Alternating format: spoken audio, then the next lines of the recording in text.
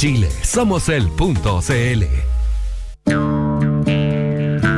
Radio Universidad de Chile invita a nuestros auditores a despedir este 2025 desde Sala Máster con un concierto homenaje a la música del gran cantautor nacional Patricio Mans junto al destacado dúo nacional Culón Azán Cuarteto.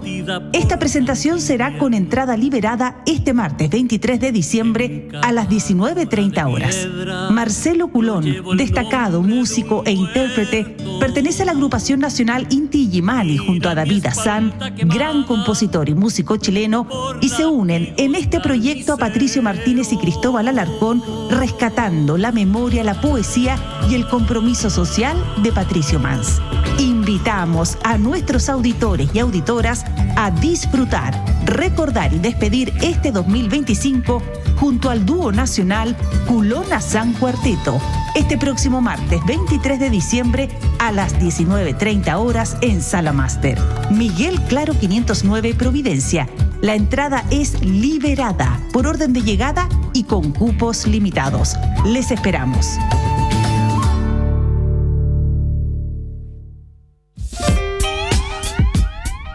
Nuestros libros infantiles son fascinante universo. Hay en prosa, hay en verso y cuentos los hay por miles. Para un año, 15 abriles, juegos, ciencia o sentimientos. Y hay arte, conocimiento, libros álbum e ilustrados, nacionales e importados. Para regalo un portento. Asegura tus regalos esta Navidad al optar por el retiro de libros en nuestra bodega de Avenida Italia 1875, que contará con horario extendido de lunes a viernes hasta las 19:30 horas. Visítanos en prosaypolitica.cl.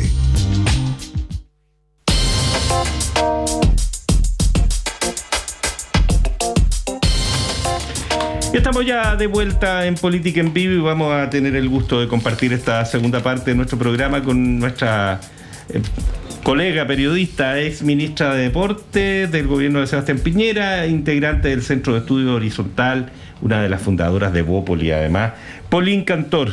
Pauline, qué gusto saludarte. ¿Cómo estás? Muy bienvenida. Muy bien, muy buenas tardes. Saludos Felipe, Yasna, y contenta de estar esta tarde acá con ustedes. Gracias. Bienvenida, Pauline. Oye, en el primer discurso del presidente electo se apeló mucho a la unidad de los partidos, los distintos partidos que apoyaron la elección de José Antonio Kast. Sin embargo, se ha ido desdibujando la posibilidad de avanzar hacia una coalición de gobierno, ¿no? ¿Tú cómo ves esa idea? ¿Ves factible armar una coalición? ¿Te parece estratégicamente más adecuado no hacerlo? A ver, yo creo que todas estas cosas se tienen que ir madurando con el tiempo. Yo creo que todavía es un poco prematuro para estar hablando de una coalición, digamos, hecha y derecha. Yo creo que en ese sentido todo el equipo del presidente electo ha planteado bien el tema, porque ellos en el fondo primero, ¿cierto?, plantearon acá, busquemos la unidad, sentémonos todos en la mesa, conversemos, queremos contarles cuál es nuestra, digamos, ya entrar en los detalles de la propuesta y conocer también cómo cada uno se quiere integrar, de qué forma. Porque yo creo que hay distintas formas y niveles en que tú te puedes integrar, ¿cierto? Desde colaborar desde afuera y buscar que las cosas, digamos, y que la agenda vaya avanzando, o como bien dicen ustedes, integrarse en una coalición. Entonces yo creo que todavía el tema no está maduro, yo creo que en eso es prematuro hoy día estar hablando de una nueva coalición, pero siento que es muy probable que se vaya caminando hacia allá, sobre todo pensando en la relación, digamos, que hay en términos de dónde nace Republicanos, de dónde viene, de lo que es la UDI, de lo que fue el movimiento gremial, de lo que son sus raíces. Entonces yo creo que ahí va a haber una tendencia bastante natural a sentirse, digamos, muy integrados. Y eso después hay que ir viendo qué pasa con RN, qué va a pasar con con nosotros, que yo creo que tenemos un problema mayor que ese hoy día, que tiene que ver con vamos a existir o no vamos a seguir existiendo. Ahora, esa definición, esta maduración de la posibilidad o de la forma en que se relacionan los distintos partidos pasa principalmente, o al menos en lo inmediato, por el tipo de gabinete que se constituya y por la satisfacción o no de los distintos partidos con la representación que obtengan allí. Totalmente. Yo creo que ahí, bueno, yo creo que esa yo creo que es la primera conversación en este llamado a la unidad. Ver también, ¿cierto? Después cada partido que irá a tener reuniones, digamos, bilaterales, ¿cierto? Con el futuro presidente, y cuál es su propuesta, qué nombres llevan sobre la mesa, qué de eso después, ¿cierto? Se convierte en realidad. Y eso yo creo que son como los primeros pasos para, a lo mejor a futuro, pensar o no, si te llega a dar una nueva coalición. Pero claro, me imagino ahora cada partido está pensando en qué nombres quiere llevar, cómo se quiere integrar. Pero es importante, yo creo que uno no puede olvidar que acá el partido ganador son los republicanos. Y por lo tanto son ellos los que van dando, ¿cierto? Ponen la música, son los que dan los lineamientos, son los que definen, y es el presidente quien finalmente elige a su equipo. Entonces yo creo que ese es el primer paso, y yo creo que viendo eso vamos a ver también cómo se va desarrollando el resto. Y a ustedes todavía, uno puede hablar de ustedes por lo menos por el momento. Ya vamos a preguntarte sobre eso con más detalle, Paulina, pero ¿a ustedes les gustaría formar parte de esa coalición en algún momento o más bien no tanto? Yo creo que acá dentro de Evópolis hay distintas posturas. Yo creo que no hay una sola postura, hay distintas miradas, y yo creo que lo que sí, yo creo que todos coincidimos en que en esto lo primero es colaborar y aportar y ver cómo se puede ayudar, y después probablemente viene una segunda etapa que va a ser colaborar en cómo armar esa agenda legislativa en base a este gobierno de emergencia, ¿cierto? Y cuáles son las prioridades y cómo se apoya para ir a eso. Pero como les decía al principio, yo creo que hay distintas formas de poder colaborar en el gobierno, desde muy adentro o estando afuera también.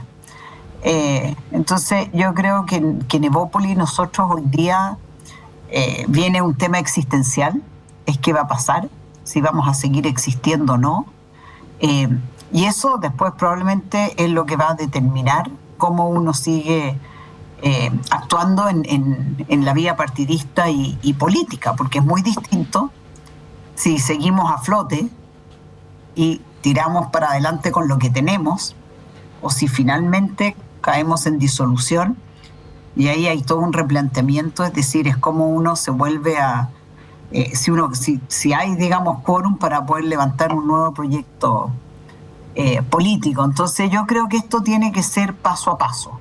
Yo, por lo menos en el caso nuestro de Evópolis, es así. Es distinto probablemente, sí, claro, a como hoy día lo está viviendo la UDI, de eso no hay duda.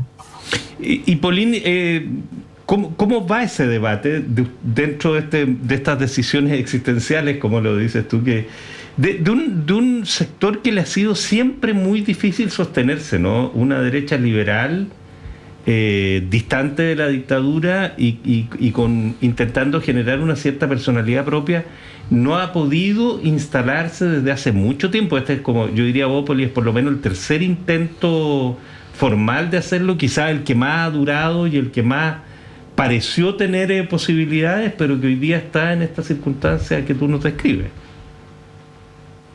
Es cierto, es verdad que parece que los tiempos no están para los partidos como más bien de centro, de sentido común, que no se atrincheran, ¿cierto? Que buscan al final el diálogo, los acuerdos, que tienen, digamos, posturas que hacen sentido, pero por alguna razón, si uno lo tuviera que graficar, no le hacen a las personas latir el corazón más fuerte.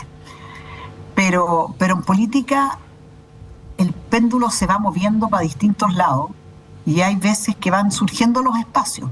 Entonces, yo creo que un partido como el nuestro nunca van a ser partidos grandes ni masivos, pero sí pueden ser partidos muy relevantes en términos de ayudar a articular políticas, a hacer como digamos, el lazo que busca lograr esos acuerdos. Yo creo que el rol que tuvo Evópolis en todo lo que fue la reforma de pensiones fue muy relevante. Entonces, yo en ese sentido no pierdo la esperanza. Creo que oportunidades van a surgir. Todo esto yo creo que son cosas que se cocinan a fuego lento. Uh-huh. La posibilidad, Pauline, la posibilidad de fusión con otras fuerzas ante la forma de salida para no caer en la disolución, en definitiva. Ahí no sé, no me quiero aventurar porque no sé qué dice la ley con respecto a eso, pero yo tengo entendido que no. Yo creo que hoy día, digamos, nosotros tenemos que esperar que el CERVEL, ¿cierto?, nos llegue, digamos, el informe del CERVEL, que tú caes en disolución, y ahí recién tú puedes apelar al TRICEL. Claro, Yarna, perdón. Entonces, eso es lo que digamos, esos son los pasos que están esperando. Uh-huh. Exactamente. Entonces tú también hay un tema interno que tienes que también tratar de mantener a toda la militancia todavía ahí cohesionada, motivada. Pauline, ¿cómo has visto los primeros pasos que ha dado el presidente electo estos días? Yo creo que ha dado pasos muy simbólicos en términos de lo que uno puede pensar cómo va a ser el gobierno. Yo creo que la visita al presidente Milei fue relevante porque justamente fue resaltar, ¿cierto?, y darle énfasis a una relación que estaba muy votada, que está muy votada con el gobierno actual.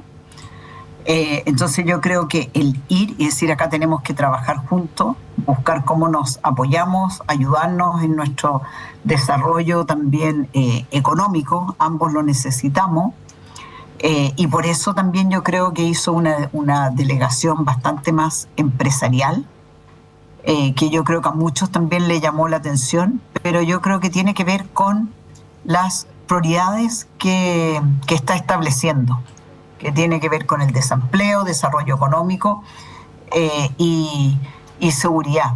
Y después, por otro lado, todas las reuniones de trabajo que ha ido teniendo en la moneda chica, creo que también reflejan el espíritu de poder reunirse con la mayor cantidad de personas e instituciones.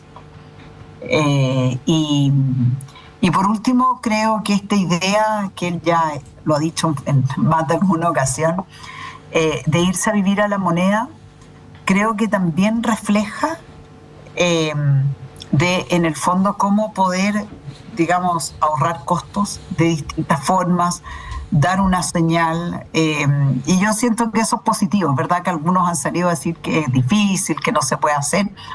Por lo menos a mí, que me tocó estar ahí en la moneda, sobre todo en el primer gobierno del presidente Piñera, creo que en el ala de la primera dama, si bien no es lo más cómodo para vivir, pero creo que se pueden hacer ajustes y adaptaciones sin tener que incurrir en ningún gasto que sea ni relevante ni cuantioso. Entonces me parece interesante esta agenda republicana en términos de lo que significa y los símbolos que está dando. Ahora, el símbolo de la motosierra en Argentina no pareció muy republicano. Bueno, ya. Yo así, evidentemente que uno no con todas las cosas va a estar en la misma sintonía. Pero bueno, mira, yo creo que estos son los primeros días. Vamos a ir viendo cómo va a ir evolucionando. Y mi impresión también es que probablemente va a nombrar su gabinete antes que lo hizo el presidente Piñera y el presidente Boric. Yo creo que, no sé si es por las redes o por la forma en que hoy día se vive la política, que es todo muchísimo más rápido, hay mayores especulaciones, y sobre todo en esto de cómo va a unir ministerios para tener, digamos, biministros, triministros. Yo creo que esa va a ser una de las, tal vez, las sorpresas que vamos a tener de cómo va a agrupar esto. Pauline, el gobierno que se instala habla de gobierno de emergencia. ¿Cómo entiendes tú esto de emergencia? Y si lo compartes, de que Chile está en una situación de emergencia, pues está bien, uno puede decir, mira, yo encuentro que el gobierno que se va yendo lo hizo mal, que hay muchas cosas que corregir, que hay cosas que están mal y que las vamos a hacer bien nosotros, etcétera. Pero una emergencia supone algo muy delicado, grave, el país se cae a pedazos, etcétera.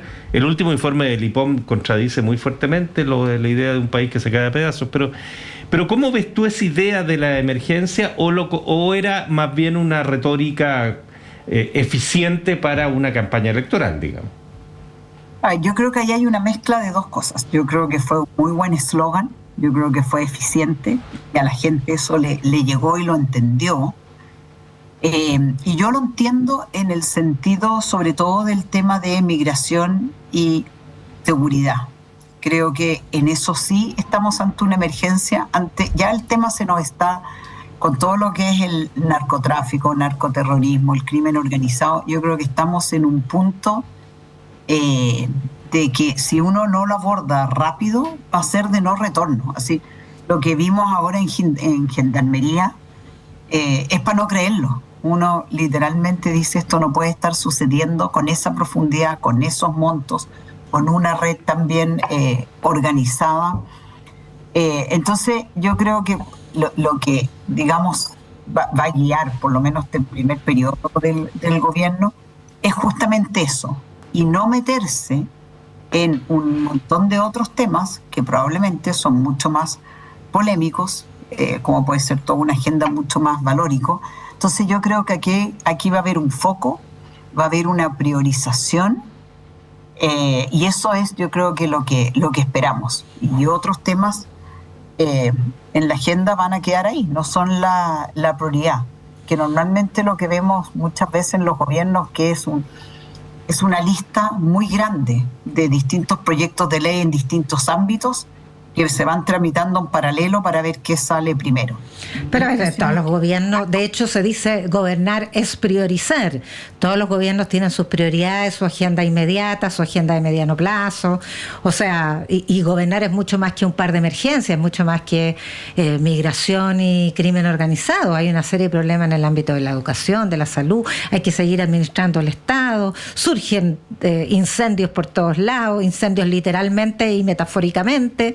O sea, el eslogan de la emergencia no termina de entenderse, porque hay un periodo de emergencia, cuando hay un terremoto tiene que haber una reconstrucción, pero gobernar es algo más profundo. No, yo comparto contigo, y yo me imagino que el gobernar para ellos es hacerse cargo de todo. Así, acá tenemos listas de espera que son graves, tenemos un tema en la educación escolar gravísimo, con todo, digamos, la calidad de nuestra educación, cómo ha bajado, los niños que hoy día están pasando a segundo básico sin saber leer.